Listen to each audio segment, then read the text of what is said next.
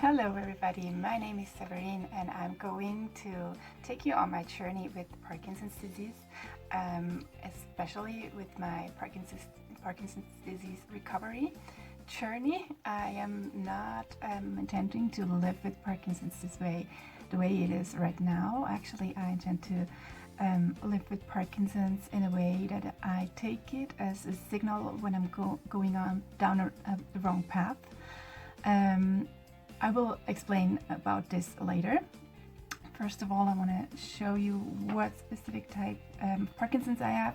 I have early onset Parkinson's, as well as both of my sisters do. My little sister was diagnosed when she was 21. I was diagnosed when I was 29, and my older sister is somewhere in between that. And my diagnosis is written here. It's, I don't know if you can tell here, it's PARK2 mutation. That's what it's called. It says other stuff on here, but I think it's too complicated for any one of us who are not medically very interested or very educated. Anyways, I just wanted to show you what kind of Parkinson's has been diagnosed in me, how this looks on my paper. Yeah, and what's next? I wanted to tell you what my point is right now, how I got here where I am today. Actually, I was 28 or so when I first started noticing a lot of cramping and shaking in my leg. I actually thought at this time that this was the reason for that was that I have been doing very much activities, sports activity, like running. I had my horse that I was taking care of and walking with him a lot every day, and besides that still do a lot of sports, high intensity interval training and running, like I said, and other things. And I just kind of figured it might be a magnesium deficiency. But in the back of my head I kind of was thinking that it might go down the same path as it goes for both of my sisters who already had their diagnosis. So anyways, when I was 29, I really could not help myself with magnesium and other supplements, so I figured I should probably test myself as well, so I don't miss anything while I'm not doing anything for my health. I figured if I would know what is going on, I could take specific steps to better this situation instead of ignoring it until it's too late and I cannot fix anything anymore.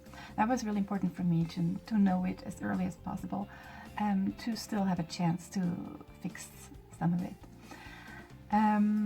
Yeah, this time during this time when I started shaking and started showing symptoms and lack of concentration and just overall tiredness and stuff like this, I was actually also in a very stressful situation at work, and there were other things going on around me. Like my sister was struggling very hard with her Parkinson's disease. She was 21 and they wanted to give her brain surgery after she had like 14 or 15 pills a day and did not work and just messed her up even more.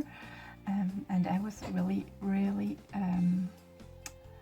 scared what was going to happen to her, because she was also mentally getting worse. It was quite tough for her to push through this struggle. And that was something that was on my shoulders as well, this worrying about my sisters.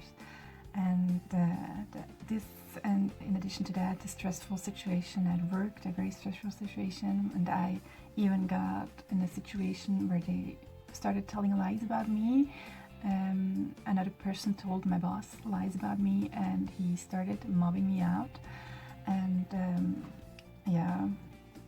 it was not a very nice situation, and I am still kind of trying to work on this experience I had from being pushed away and pushed aside, and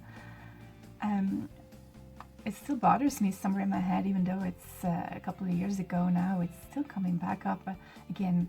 It's like a little mini trauma I experienced then when I was like not, people didn't want me anymore, even though I was the best in my job.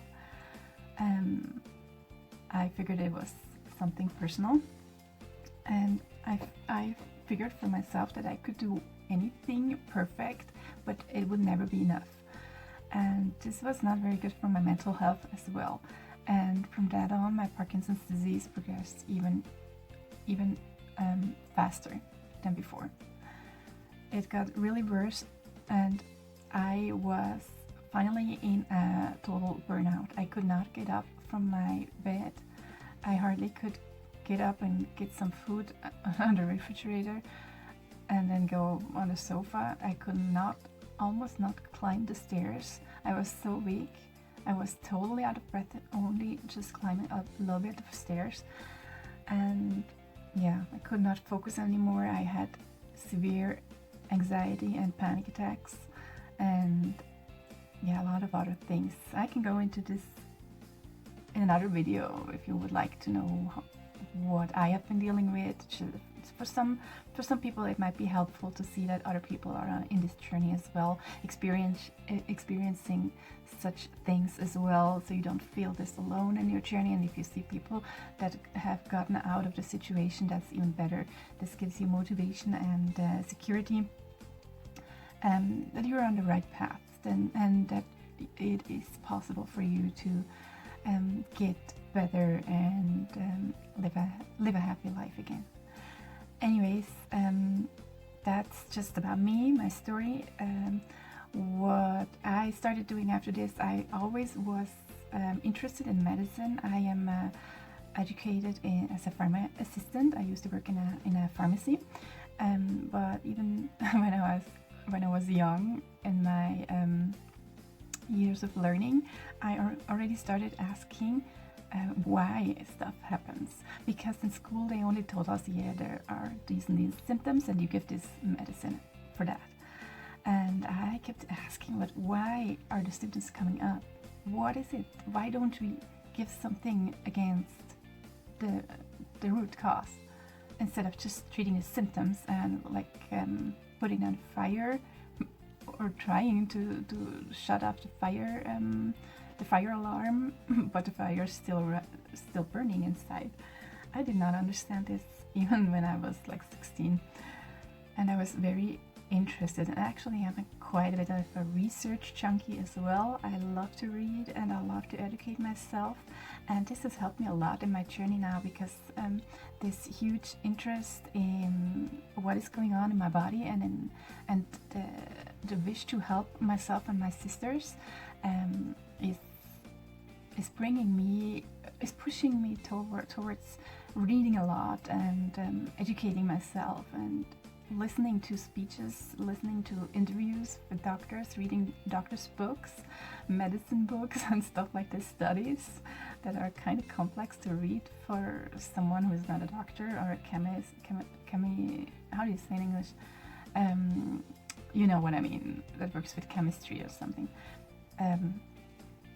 Anyways, I am doing this a lot, and I'm finding so much information out there. There is so much information. There's so many people that are diagnosed with Parkinson's that got better with a lot of easy tricks. Not all of them are easy. Some of them take a lot of effort. Some of them are actually quite easy, I think.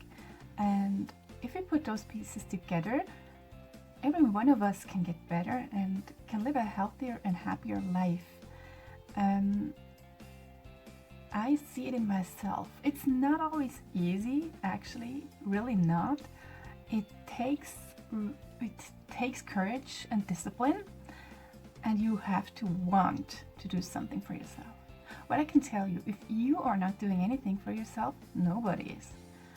The only thing you get from your doctors is the medicine, and you can see this does not work. It does not work on the long term. It helps just right now to solve the problem, the situation, just for the next few hours, but it doesn't help you in the long term. It does not stop the dying, the process of your dying cells. It does not give you more dopamine or help your body produce more dopamine or anything. It does not help you move better. Actually, if you get used to the medicine, it gets worse, and you need more and more and more, and you will get to a limit pretty soon.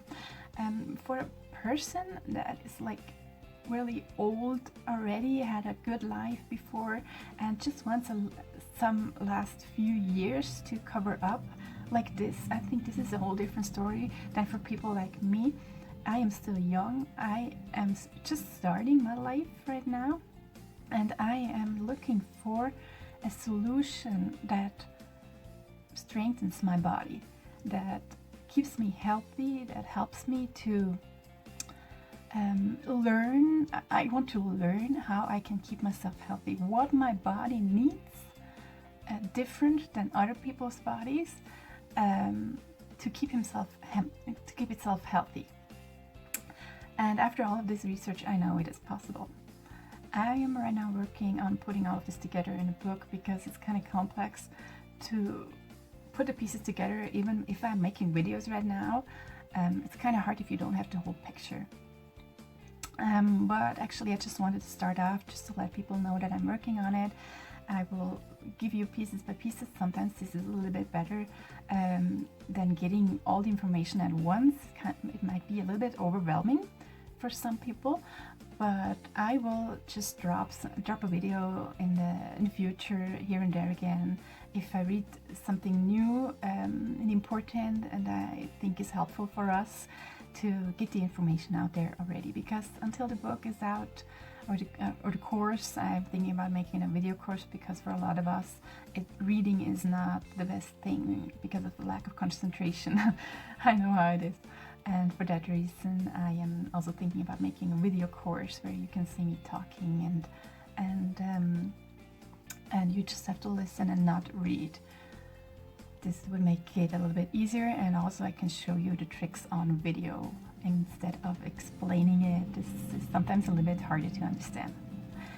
Well, anyways, have I covered everything I wanted?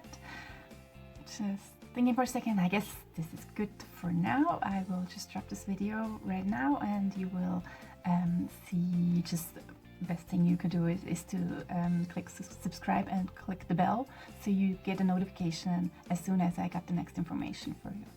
You will get a notification on your cell phone popping up. That's quite cool. So if you're interested in getting the information as early as possible and don't want to wait until the book is out or the course is out, just to learn pieces by pieces already, just do this.